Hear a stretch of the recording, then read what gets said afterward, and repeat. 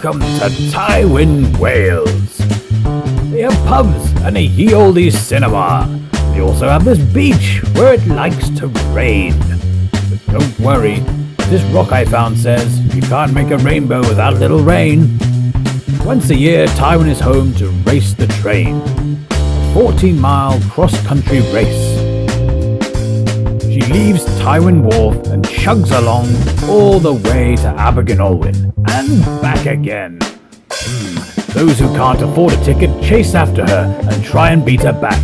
The bloody cheapskates. There she is now, all steamy and red. There are other races on the day too, for all different levels of ability. Go on, lads. There's plenty to keep the kids occupied. Oh, bosh! Way!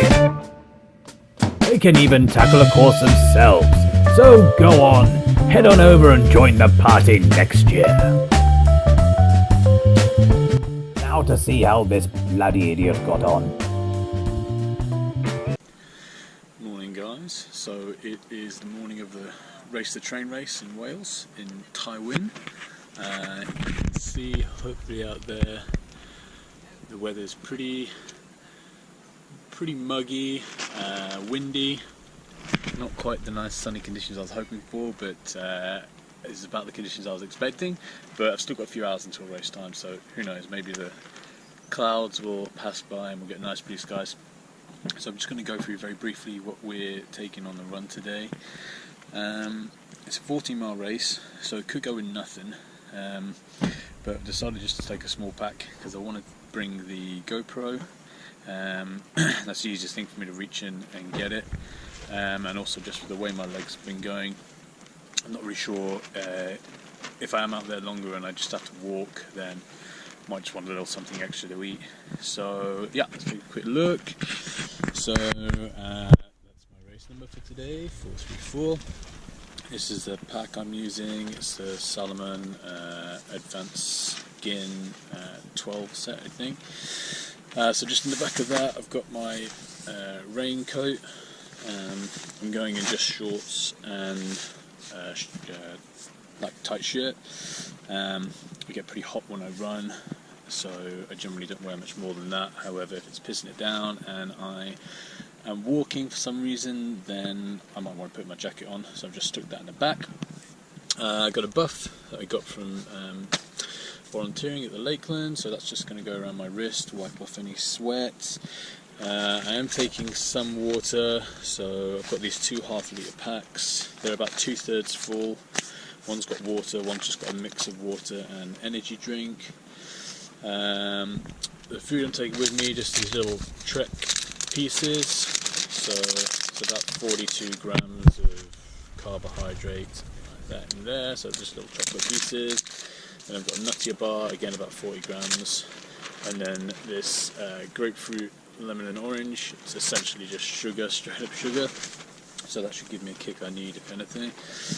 These are the shoes I'm wearing today, so the Hoka Speedgoat 2.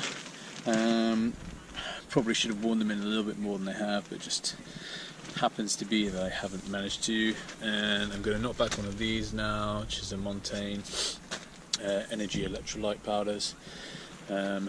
So by the time I get to race time, it should be pretty good to go. Righto, so it's about an hour and a half until the race starts. So most of the earlier races in the day are just finishing up now, and then they'll start setting up the start line for the 14-mile race. Looking at lots of people's shoes, it looks like it's fairly dry out there, not too muddy comparative to lots of other years.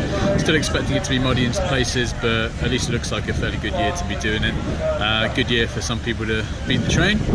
I don't think I'll be one of those people. I think in order to beat the train, I think you've got to set a pace of about 7.5 minutes. That's obviously over the whole race.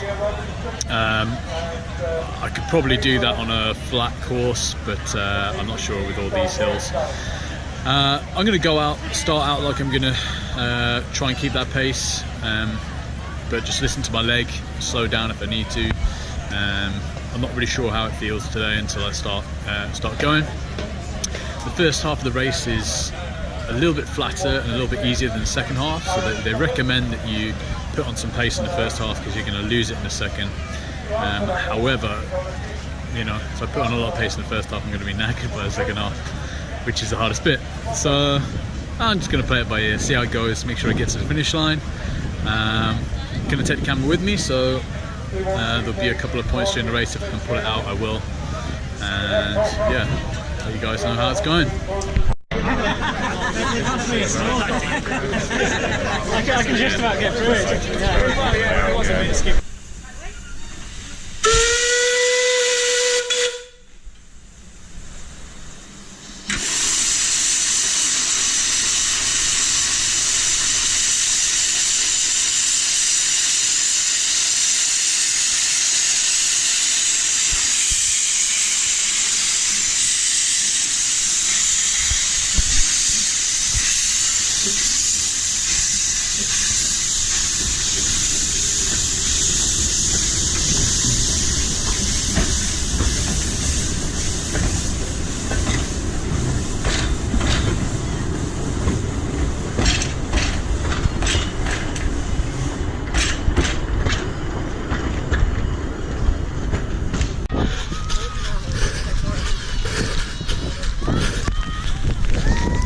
Okay, 4 miles in, and I went out way too fast, so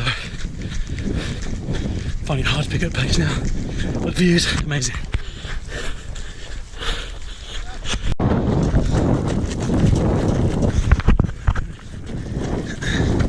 Just got past mile 7, having a little rest now.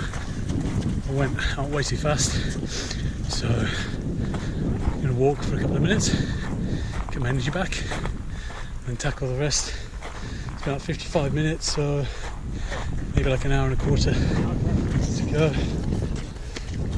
So probably about 2:15 finish time maybe. Little rest spot.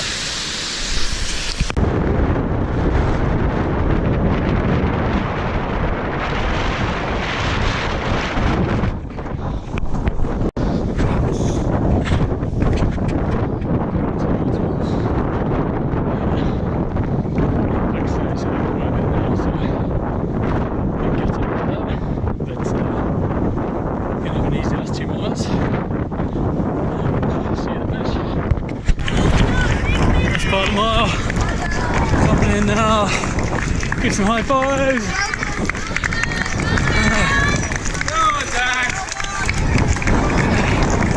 Almost there, finish line.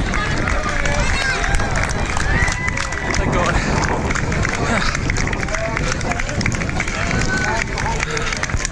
There you go. Just finished. My neck is killing me. Look at my shoes. Someone told me it was dry out there today. Alright, I'm gonna go and get a drink. I would love a drink. This lovely lady here just bought me a nice drink over. What a race. About a mile 8. I could tell the blister on my left foot. Sorry about that. Blister on my left foot was getting very, very big. And after that, I started feeling a blister on my right foot. So we're going to go and check those out. See just how bad the blisters are on my feet. Let's go and get my medal and my bag. Oh. Medium here, my bags. Oh, straight over the head. That's my medal. Hey! Alright, just got back to the 10.